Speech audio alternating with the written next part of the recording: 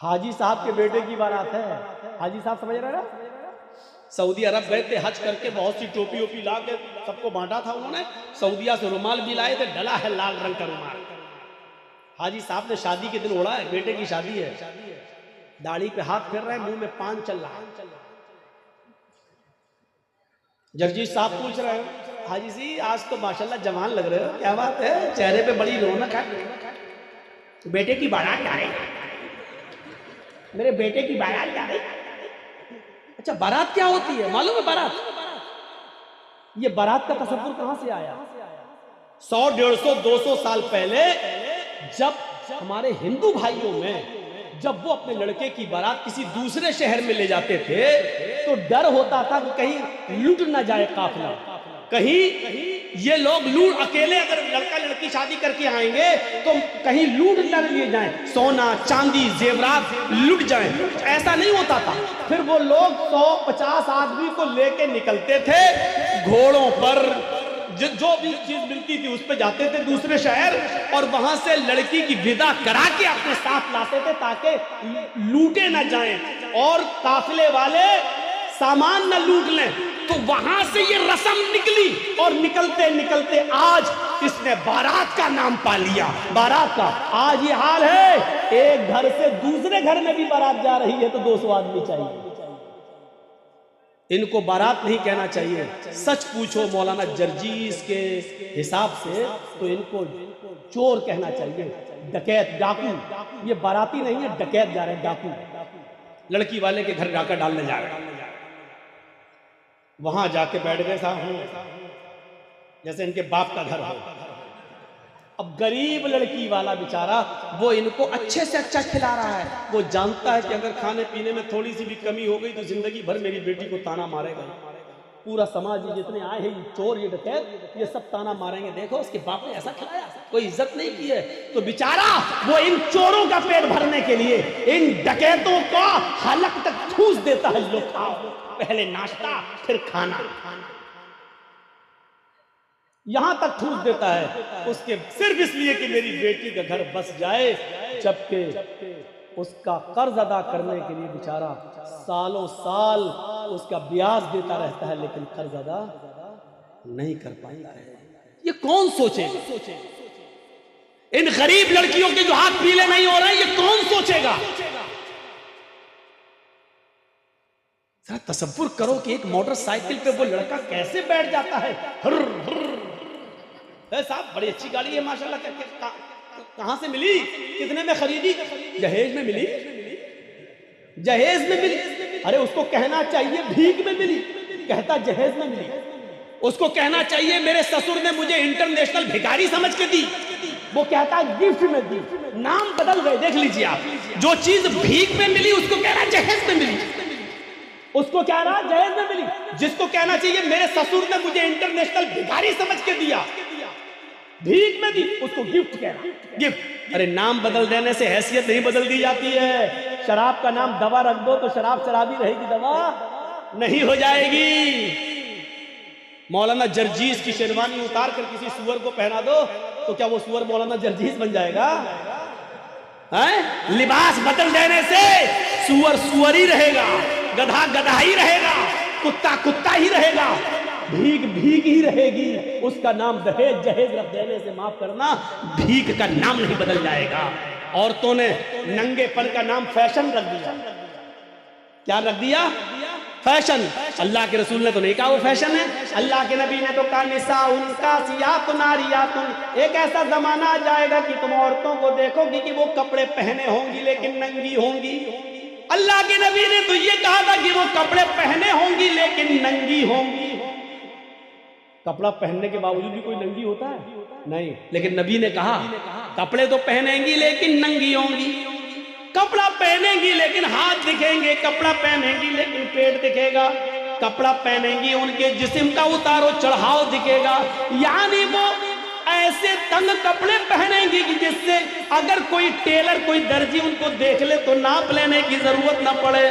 وہ اپنی آنکھوں میں پورا کا پورا بسا لے کہ اس کا سینہ اتنا، اتنی اس کی کمر اتنی، اس کی بلاؤز کا سائز اتنا. وہ صرف ایک نظر دیکھ کر اندازہ لگا لے کہ اس کی ساڑی کا ناپ کتنا ब्लाउज का नाप कितना, इसके पेट का नाप कितना, इसकी कमर का नाप कितना, इसके सीने का नाप कितना। ऐसी औरतों को बताया अल्लाह के नबी ने कि कपड़े तो पहनेंगी लेकिन नंगी होंगी। नबी ने तो उनको नंगा कहा है।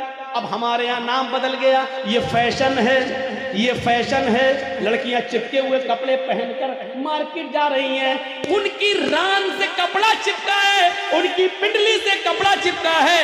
हम कह रहे हैं फैशन है ये। मेरे भाइयों, तुम्हारे नाम बदल देने से उनका नंगापन खत्म नहीं हो जाएगा। अल्लाह की कसम, तुम्हारी नजरों में फैशन है, लेकिन मोहम्मद रसूलुल्लाह की नजर में वो लड़की नंगी है, नंगी है, नंगी है, बरहना है, बरहना है, बरहना है। नाम बदल देने से हैसियत नहीं बदल जाती है। भीख का नाम दहेज रख दो, माफ कीजिएगा, भीख भीगी रहेगी। दहेज हो जाने से या जहेज हो जाने से मेरे भाइयों उसकी हैसियत नहीं बदल जाएगी। और जहेज किसको कहते हैं? दहेज तो हिंदी लफ्ज है, उर्दू में इसको कहते हैं जहेज। अगर देखा जाए तो जहाज़ युजहिज़ु तजहीज़ उस सामान को कहते हैं जो मय्यत के साथ जाता है कब्रिस्तान तक। कहते नहीं तजहीज़ व तकफीन हो गई उसकी, अरबी में बोला जाता है, उर्दू में कि उसकी तजहीज़, एक फला आदमी मर गया, इंतकाल हो गया है, उसकी तजहीज़, उसकी तकफीन 2 बजे होगी। इसका मतलब क्या है? तजहीज़ से बना है जहेज। मरने वाले के साथ जो सामान जाता है, कफन अफन वगैरह, चारपाई वगैरह, इसको कहा जाता है जहेज। आज वो जहेज शादी के बाद हमें मिलता है। जरा अंदाजा लगाइएगा कि कितना बुरा लफ्ज है, जो मरने के बाद मस्जिद के साथ जाता, वो हम शादी के मौके पर लेते हैं जहेज के लिए। इतना सुनने के बावजूद भी वो पागल ही होगा जो कल शादी करो फिर जहेज दे। ये सुनने के बाद नहीं। अब गौर करें आप, शादी हमारे यहां कैसी हो रही है। पहले बाराती पहुंच गए, चलो चोर और डकैत कह दिया, काफी है, अब बाराती कहते हैं, बार बार बुरा ना लगे। पहुंच गए, हो गया सब। लेकिन अल्लाह के रसूल के जमाने में शादी कैसी होती है, वो सारे वाकयात आपके सामने हैं, सुने होंगे। एक औरत अल्लाह के नबी के पास आई और कहने लगी कि अल्लाह के रसूल, मैं आपसे शादी करना चाहती हूँ, इन्नी अहब्बु लक, मैं अपने आप को आपको हिबा कर रही हूँ। तो अल्लाह के नबी सल्लल्लाहु अलैहि वसल्लम ने क्या फरमाया? अब मुझे जरूरत नहीं है। वहाँ एक सहाबी बैठे हुए थे, फौरन कहने लगे अल्लाह के रसूल, अगर आपको जरूरत नहीं है तो मेरे साथ करवा दीजिए इसकी शादी। कोई बुरी बात नहीं कही उन्होंने, मेरे साथ करवा दीजिए। अल्लाह के नबी ने कहा तुम करोगे? कहा मुझे जरूरत है बीवी। उस औरत से पूछा कि तुम इसके साथ करोगी? उसने कहा आपके लिए आई थी, अगर आप नहीं कर सकते तो इसके साथ कर, मुझे तो घर बसाना है। तो अल्लाह के रसूल ने उस आदमी से, उस सहाबी से पूछा क्या दोगे इसको मेहर में? ये नहीं पूछा लड़की से तेरा बाप है, तेरा भाई है, क्या देगा इस सहाबी को? ये नहीं पूछा, बल्कि क्या पूछा उस सहाबी से, क्या दोगे इसको मेहर में? कहता मेहर में क्या दोगे? कुछ नहीं है मेरे पास। बुखारी की हदीस के अल्फाज है मा इंदी शैउन, मेरे पास कुछ नहीं है, कुछ नहीं है और शादी का सपना है। इस्लाम देखिए, इस्लाम कुछ नहीं है और शादी का सपना, कुछ नहीं है और शादी करना चाहता है।